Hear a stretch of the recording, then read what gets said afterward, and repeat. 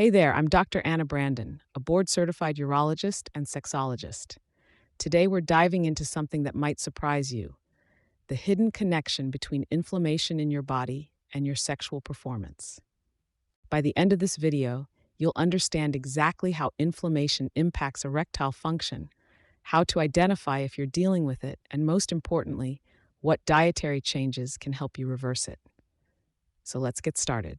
First, let's talk about what inflammation actually is. Here's the thing, inflammation isn't inherently bad. In fact, it's one of your body's most sophisticated defense systems. Think of it as your internal military force. When your body detects a threat, whether that's bacteria, viruses, or any foreign invader, it launches a coordinated attack. Your immune system deploys killer cells that hunt down pathogens directly. It releases specialized chemical messengers to orchestrate the battle. It manufactures antibodies to remember and fight future threats. The pain and fever you experience? Those are actually tactical maneuvers in this defensive war. So acute inflammation is fantastic. It's exactly what you want when you're fighting off an infection or healing from an injury. But here's where things go terribly wrong. Imagine if your body never stopped fighting. Imagine if the war never ended.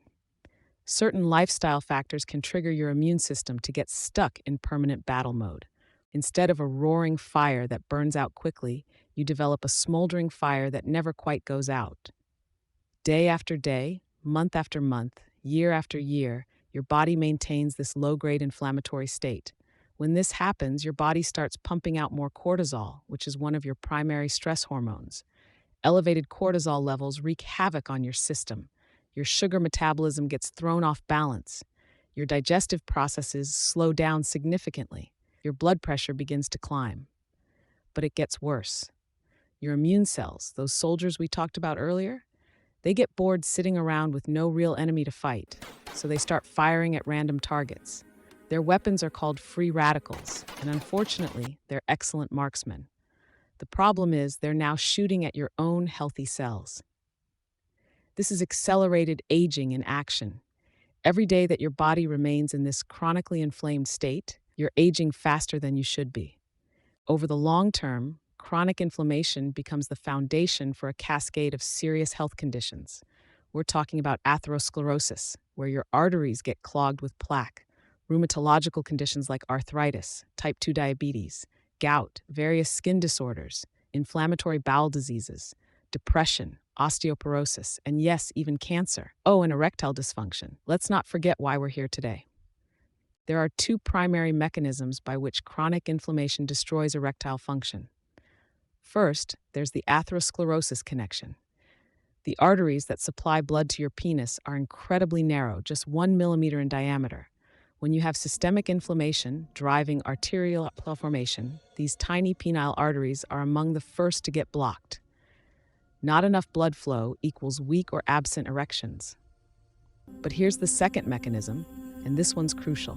Inflamed tissue cannot properly release nitric oxide. Now, nitric oxide is a gas that's absolutely essential for achieving an erection. It's the master switch that allows blood vessels in the penis to relax and fill with blood. Without adequate nitric oxide release, the entire erectile mechanism fails. So chronic inflammation is attacking your sexual function from two angles simultaneously, restricting blood flow and preventing the chemical signals needed for erections. Now you're probably wondering, what causes this chronic inflammatory state in the first place? Age plays a role. As we get older, our bodies naturally become more susceptible to chronic inflammation. But by far, the biggest culprit is what I call the Western dietary pattern. This way of eating creates the perfect nutritional storm for inflammation. Let me break down the specific problems. First, there's constant eating. It used to be called snacking, but nowadays people eat so continuously that we've had to invent a new term, grazing. Like cattle in a field, many people are literally eating all day long without any meaningful breaks. Every time you eat, it's like tossing another log on the inflammatory fire. Second, we have the processed food problem. Convenience foods are loaded with hundreds of additives that your body recognizes as foreign invaders, triggering those defense mechanisms we discussed earlier. Third, there's the abundance issue. Food is available everywhere, all the time. and we take full advantage of it. There's a German saying that translates roughly to eating until the doctor arrives. You might know the English equivalent, eating till the cows come home. Here's the tricky part. For many years, you won't know. Chronic inflammation is silent. You can't feel it happening. Eventually, after years of this inflammatory process, you might notice certain symptoms: persistent fatigue, mood swings, a sense of restlessness, occasional nausea, or a general lack of motivation. But these symptoms are extremely non-specific.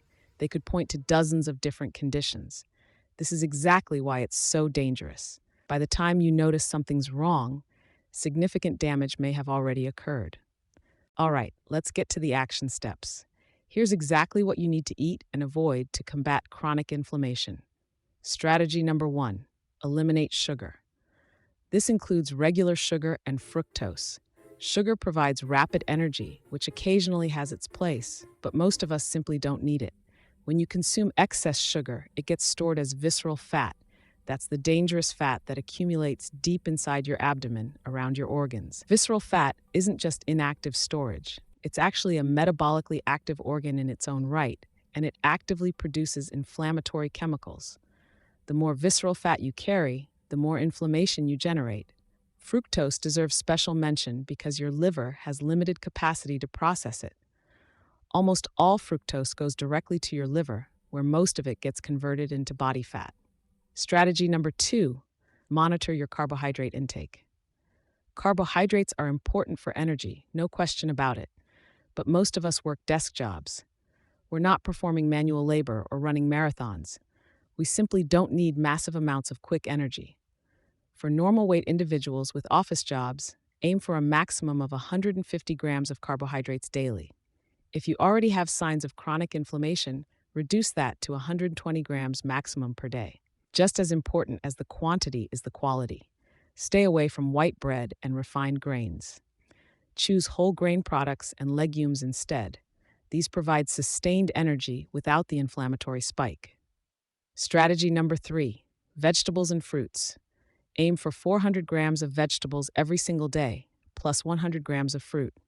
Vegetables are packed with anti-inflammatory compounds, fiber, and essential nutrients that support your body's healing processes. Strategy number 4, rethink your meat consumption. This is a big one.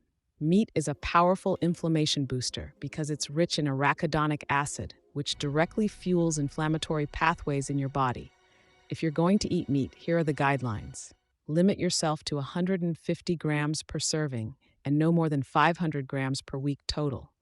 Try to avoid pork and processed sausages completely. If you're overweight or obese, you need to be even more strict. Only 75 grams per serving and 250 grams per week maximum. Strategy number 5, boost your omega-3 fatty acids. Omega-3s are powerful anti-inflammatory compounds. Increase your intake by eating 30 grams of nuts daily. The best choices are walnuts, almonds, and pistachios. 2 to 3 times per week, eat fish that's rich in omega-3s, herring, salmon, or mackerel. You only need about 50 grams per serving to get the benefit.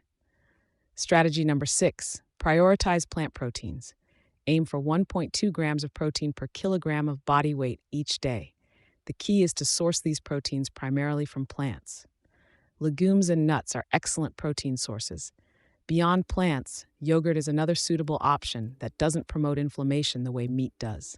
Chronic inflammation is a silent killer that attacks your body from multiple angles, including your sexual function.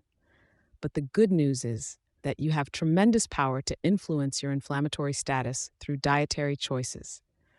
By implementing these 6 strategies, you're not just improving your erectile function, you're protecting yourself against a whole cascade of chronic diseases while potentially adding years to your life.